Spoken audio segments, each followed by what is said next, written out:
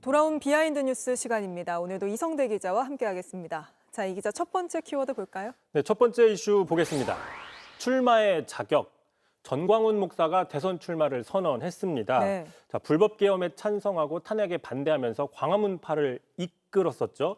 자, 윤 대통령 지지층에서는 전한길 씨와 더불어 이른바 쌍전이라고 불리면서 그 영향력을 키워왔는데, 자, 이 여세를 몰아서 실제 출마 선언까지 한 겁니다. 자, 그래서 오늘 언론에 관심들이 많았는데 이 출마 기자회견장에서 특정 매체들을 가리는 장면이 나타나면서 논란이 생겼습니다. 네. 자, 그 장면 먼저 보고 가겠습니다.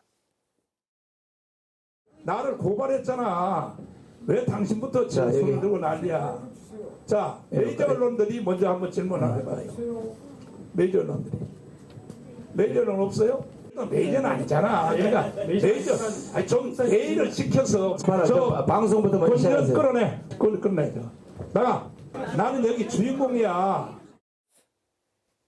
저렇게 시종일관 반말로 메이저 언론을 찾았군요. 요즘 부쩍 이렇게 언론사 가려서 질문받는 사람들이 많은 것 같은데 그러면 언론을 따로 불러서 기자회견하면 되는 일 아닙니까? 그렇죠. 그러면 해결이 되겠죠. 네. 참고로 실제 오늘 우호적인 질문이 없었냐? 그것도 아닙니다. 우호적인 질문도 있었는데 전광훈 목사의 선한 영향력의 그 근원은 어디냐? 이런 질문도 나왔습니다. 선한 영향력이요? 그렇습니다. 그 질문 한번 보고 가겠습니다.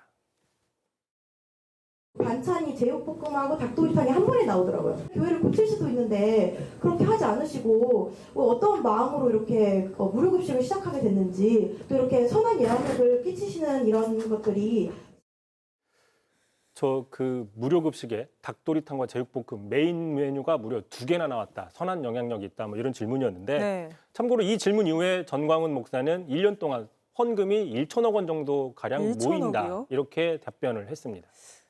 이게 사실 전광훈 목사가 출마하는지가 궁금한 건 윤석열 전 대통령의 지지층을 얼마나 가져올 수 있을까 이런 부분에서인데 출마는 할 수 있습니까? 일단 이 부분도 논란이 됐습니다. 출마 자격에 문제가 있는 거 아니냐라는 지적이 나오고 있는데요. 네. 그래서 실제 후보 등록은 좀 두고 봐야 된다 이런 분석이 있습니다.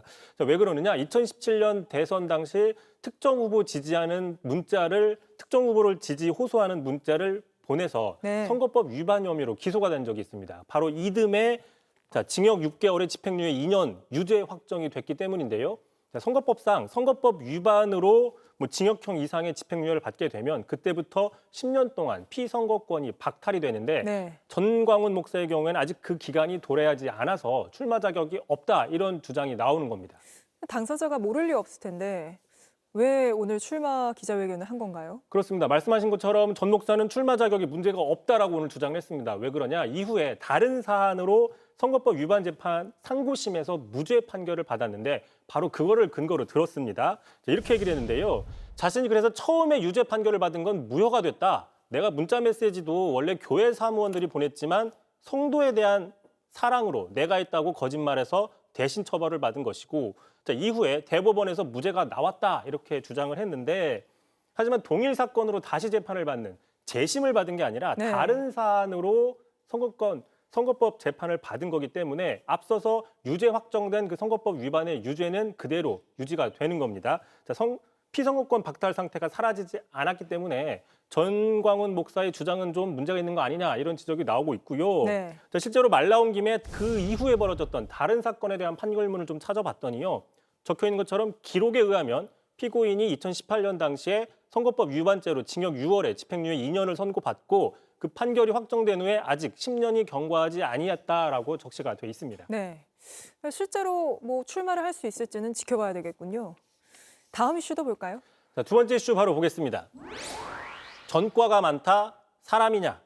국민의힘 4강 오늘 김문수, 한동훈 후보가 맞수 토론을 벌였는데 네. 앞서 보신 것처럼 뜨거운 모습을 보였습니다. 마침 오늘 김문수 후보가 지난 코로나 시기 당시에 현장 예배로 그 방역 수칙을 어겼다는 그거에 대해서 벌금형이 확정이 됐는데 이를 빌미로 한동훈 후보가 김문수 후보를 공격을 했습니다. 이재명 후보보다 전과가 더 많다 이렇게 공격을 했는데 네. 그 장면 한번 보고 가시죠. 전광훈 씨랑 직접 관련 있는 사안 아닙니까? 대통령이라는 그러니까. 법치의 상징이 과연 그런 기본적인 법치가 수칙을 지키지 않은 사람이 할 수 있는지. 법무부 장관까지 하신 분이 코로나 방역 수칙 위반 벌금 조금 낸 거 이런 걸 가지고 전광훈 목사 보고 예. 자유민주주의를 수호하기 위한 목사다 이렇게 칭찬해 주시죠. 정광훈 목사가 무슨 사회주의를 하는 그런 목사입니까? 국민의힘 토론에서도 정광훈 씨가 또 이슈가 됐군요. 그렇습니다. 자, 김문수 후보도 또 가만히 있지 않았습니다. 한동훈 후보를 향해서 이른바 배신자 프레임을 또 꺼내 들었는데 그 장면도 보겠습니다. 한 후보께서 당대표 나왔을 때도 야 저런 사람이 한번 우리 정치를 확 바꿔 놓아야 되는데 기대가 많았어요. 그런데 지금 대통령하고 이렇게 하는 보니까 저 사람은 사람이냐. 지금 답을 내가 조금만 하고 이제. 사람이냐라는 말까지 나왔군요. 내일도 또 토론이 이어지지 않습니까? 예, 그렇습니다. 내일도 좀 지켜봐야 되겠군요. 오늘은 여기까지 듣죠. 이성대 기자였습니다. JTBC 뉴스를 시청해 주셔서 고맙습니다. 저희는 저녁 6시 30분 뉴스룸에서 뵙겠습니다.